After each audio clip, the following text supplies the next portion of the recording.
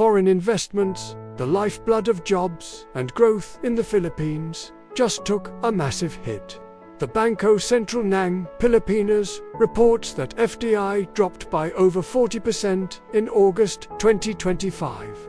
That's a warning sign for our economy. Net inflows fell to about $494 million, down from $830 million last year. And from January to August, total FDI is down 22% overall. So what's scaring off investors? Experts point to a few culprits.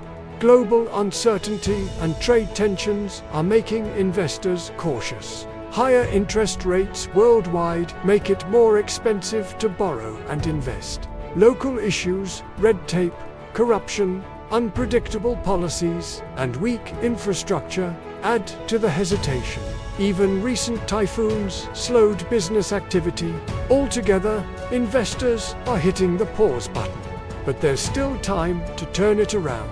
Cut bureaucracy and clarify investment rules.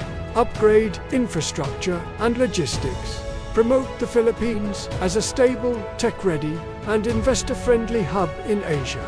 Because every investor that stays or comes back means jobs, growth, and opportunity.